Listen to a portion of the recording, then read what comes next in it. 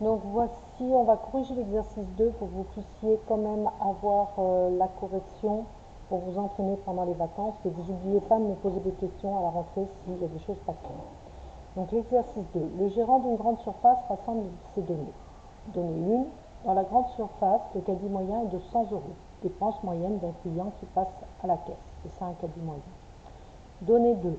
Le montant du chiffre d'affaires en millions d'euros de cette surface, de cette grande surface, en fonction des dépenses publicitaires, X en milliers d'euros, est donné par f de x égale moins x2 plus 14x plus 20. Les frais d'entretien, propreté des locaux, s'élèvent à 500 euros par jour. Le gérant ne veut pas dépasser 10 milliers d'euros de frais de publicité.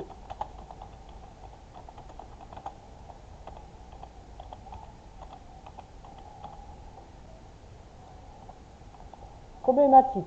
Le gérant veut connaître le montant des dépenses publicitaires à effectuer pour un chiffre d'affaires maximal. Et à combien se monte ce chiffre d'affaires maximal. Donc ça, c'est la problématique. Vous avez les questions intermédiaires pour arriver à répondre à votre problématique. Il n'est plus guidé que le précédent. 2.0. Nommer les informations et documents utiles pour traiter la problématique. Donc dans les documents, il n'y a pas grand-chose, c'est surtout les données. Là, on vous parle du caddie moyen. Or, on vous demande de calculer le chiffre d'affaires maximal en fonction des dépenses publicitaires. On ne parle pas de chiffre d'affaires, on ne parle pas de dépenses publicitaires dans la donnée 1. La donnée 1 n'a aucune utilité pour nous. La donnée 2, le montant du chiffre d'affaires en millions d'euros de cette grande surface en fonction des dépenses publicitaires en milliers d'euros. Et là, vous avez les montants. Donc là, c'est bien en fait un chiffre d'affaires en fonction des dépenses publicitaires, ce qui revient à ce qu'on nous a demandé dans la problématique. Donc la donnée 2 va nous être utile. Donnée 3, les frais d'entretien de propreté de locaux s'élèvent à 500 euros par jour. Aucun impact sur notre chiffre d'affaires et nos frais de publicité, donc on ne s'en occupe pas. Donnée 4, le gérant ne veut pas dépasser 10 milliers d'euros de frais publicitaires. Là, il nous parle des frais de publicité. Donc, ça a une importance, ça va limiter l'amplitude de nos X. Donc, ici, toujours pareil, vous allez répondre que les données utiles pour répondre à la problématique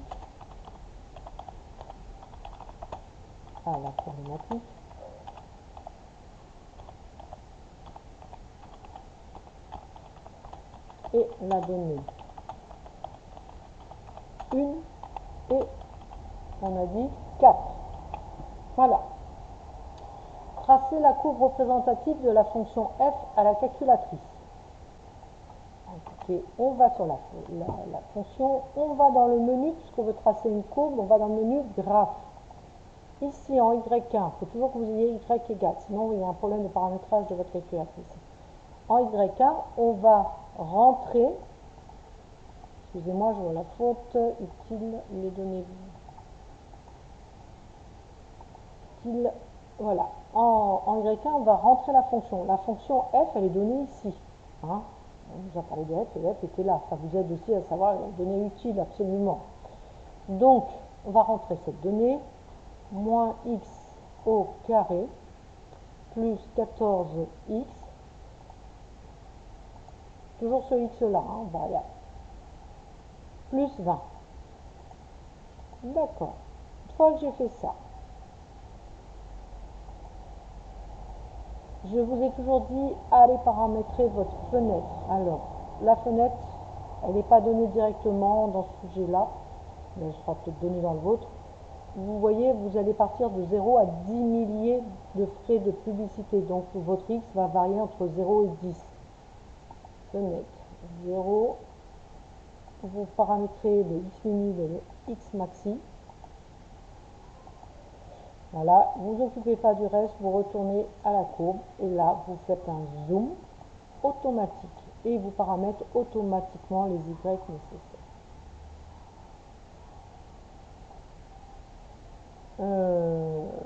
Là, je ne vais pas le faire dans l'ordre puisque je suis à la calculatrice. Ils me disent émettre une conjecture à la problématique. Vu que ma fonction, cette fonction-là, la courbe, représente le chiffre d'affaires. Et en bas, là, les abscisses, c'est les frais de publicité. Si je veux émettre une conjecture, savoir quand est-ce que le chiffre d'affaires va être maximum, le chiffre d'affaires, il est forcément maximum au sommet là. Donc, il suffit que je le trouve à la calculatrice. Une conjecture, c'est que je ne l'ai pas démontré, mais avec la calculatrice, je l'ai prouvé. Donc, regardez, je fais G-solve et je veux le maximum, max. Et je l'ai pour x égale 7, et bien là, j'ai le maximum à 6,9. Donc, si je dois émettre une conjecture à la problématique, ici, je réponds de suite à la correction puisqu'on était sur cette question puisqu'on était sur la calculatrice. Je changerai l'ordre justement, je le mettrai avant lui, cette phrase dans votre CCF. Là, je vais dire le maximum de la fonction est 69 pour x est égal à, on a dit 7.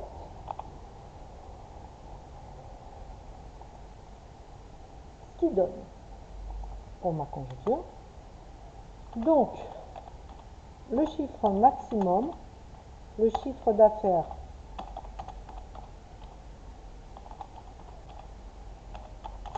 maximum est de 69. Alors, on a dit que les chiffres d'affaires, regardez ici, millions d'euros. Chiffre d'affaires en millions d'euros. Chiffre d'affaires, alors chiffre d'affaires national est de 69 millions d'euros.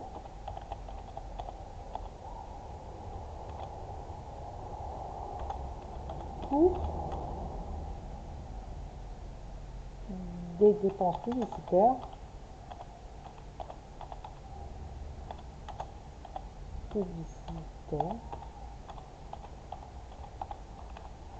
de 7 milliers d'euros. N'hésitez pas à prendre votre surligneur, voyez, regardez. Là, moi, je ferai millions d'euros, hop, chiffre d'affaires, et regardez, F. Ensuite, je vais prendre une autre couleur, rose. On se passe en fonction des dépenses publicitaires, X en milliers d'euros. D'accord? Comme ça, il m'a tout colorié en jaune. Je voulais qu'il ne colorie que le F en jaune. Donc là, je ne colorie pas que le F. Comme c'est sous une équation, il colorie tout en jaune. Mais il ne fait pas que sur le F. Bon, je suis obligée de faire comme ça. Vous avez bien compris que ce qui était jaune, c'est en fait F.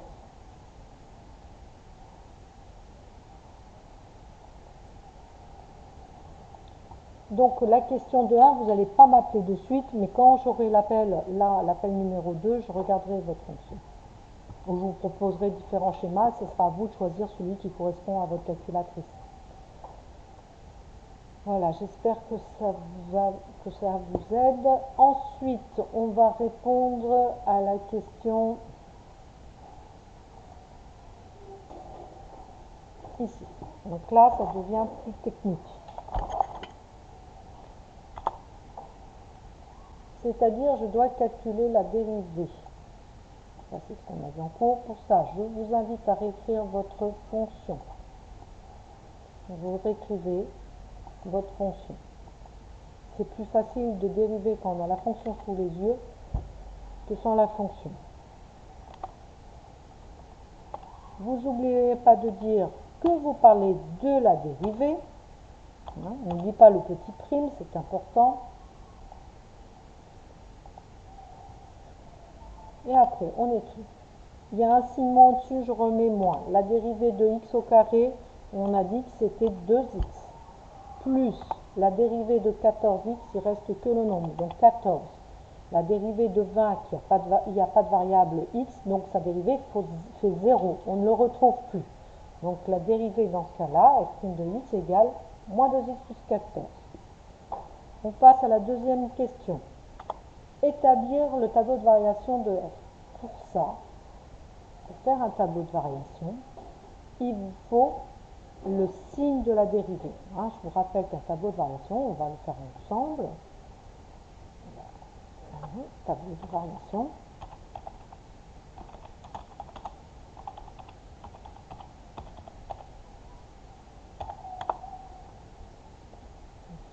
Toujours 3 lignes, un tableau de variation.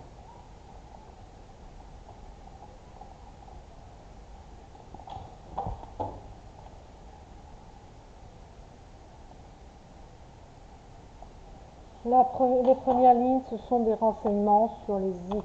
La deuxième ligne, ce sont des renseignements sur le signe de f'.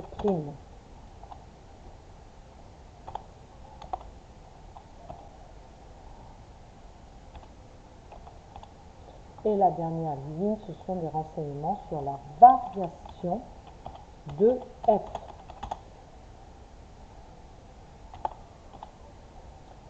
D'accord. Bon, une fois qu'on a dit ça, on se rend compte qu'il va falloir qu'on étudie le signe de f', parce qu'on ne l'a pas.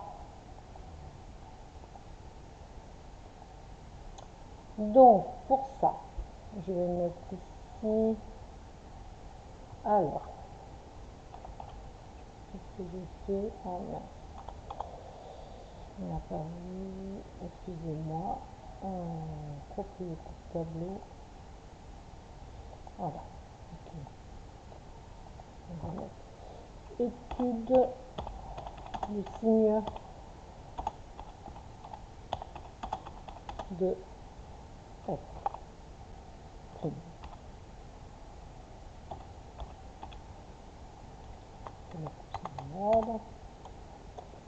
Alors, pour ça, première chose à faire, à chaque fois, vous allez devoir étudier quand est-ce que f' de x est égal à 0. C'est systématique. Vous reprenez vous remplacez par votre f' par son expression, moins 2x plus 14 est égal à 0. On résout cette équation. On trouve que moins 2x du coup est égal à moins 14, puisqu'on passe le plus 14 d'ici de l'autre côté, il était additionné, il devient soustrait. Voilà. Maintenant, on va devoir déplacer ce moins 2. Le moins 2 avec x est multiplié. Donc, quand il passe de l'autre côté, il va devenir divisé. Nous allons obtenir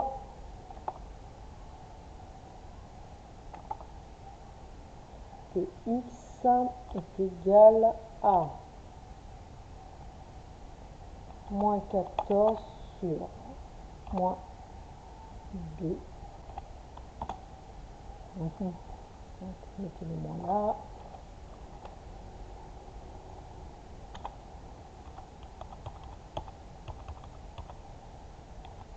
Tout ça, c'est égal. Vous faites moins 14 divisé par moins 2, ça vous donne 7. Donc, vous savez que votre dérivée en 7 est s'annule. Votre x, par la donnée 4, on sait que x, il part de 0, 0 frais de publicité, et on va au maximum, il l'a dit, à 10 milliers de frais de publicité.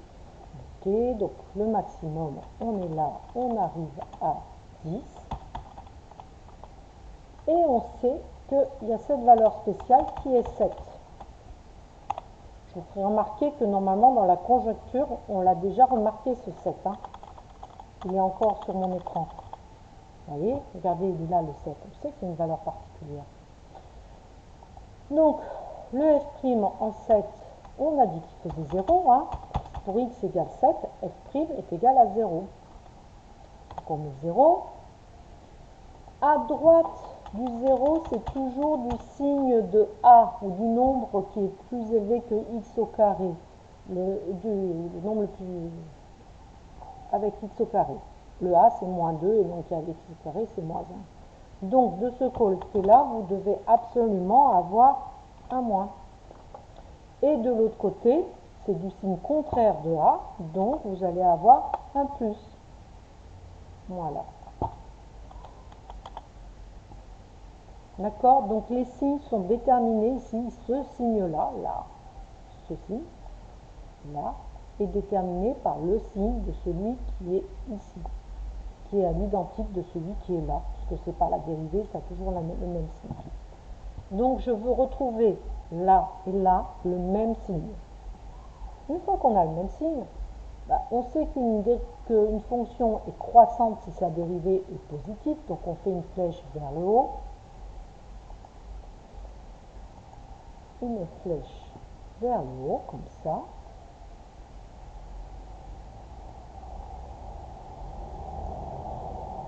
Et puis là, c'est négatif, donc on fait une flèche vers le bas. Vous voyez, j'ai sur ma calculatrice, je l'ai la représentation. En fait, je schématise cette fonction. Je retrouve les mêmes choses.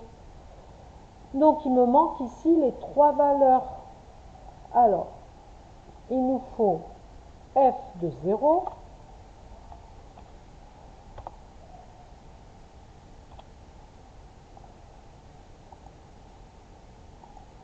là, f de 0 égale f de 10 et f de 7. Alors, f de 7, je pourrais l'avoir directement. Là, je l'ai déjà, hein, c'est 69.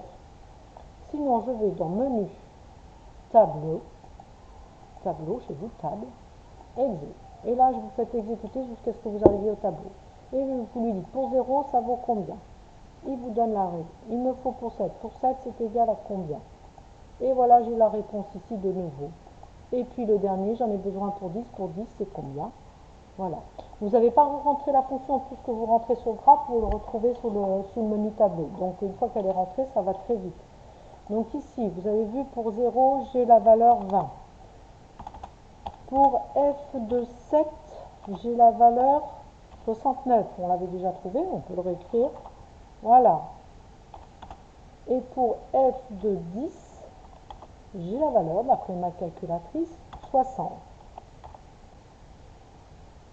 Ah, j'ai pas mis le égal. On met le égal. Ici, on va reporter ces nombres. Alors, en 7, je me place sous 7 et je mets 69.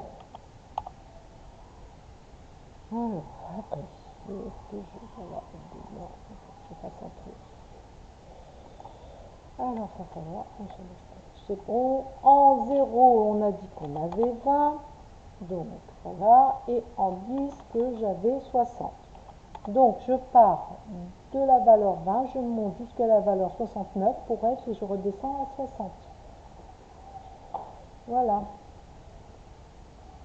Et mettre une conjecture. Je vous dis la question, je la mettrai après avoir tracé la courbe, ce sera plus simple. Proposer une méthode de résolution.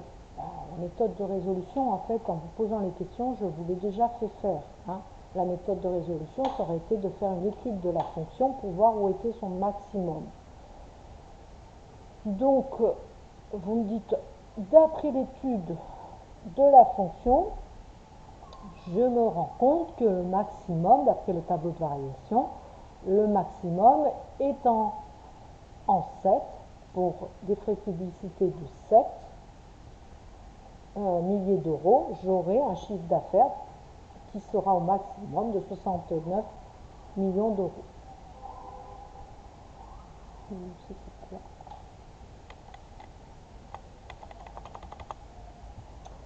C'est pas vite. Voilà.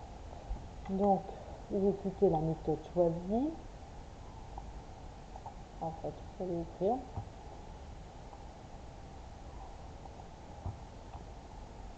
D'après le tableau de variation de la fonction, le maximum multiplication à 69 pour x est égal à 7.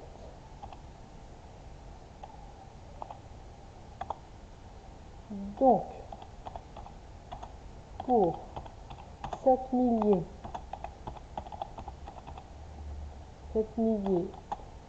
d'euros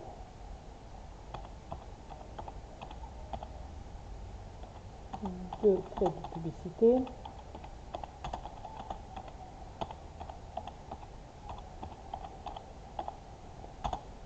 il y aura un chiffre d'affaires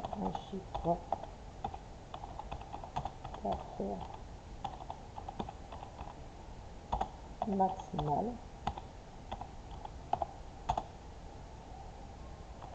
de 69 millions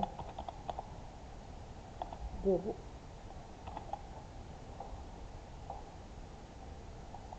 Et voilà, j'ai répondu à ma problématique qui était quel est le chiffre d'affaires maximal pour quelle dépense publicitaire. Voilà, vous avez répondu.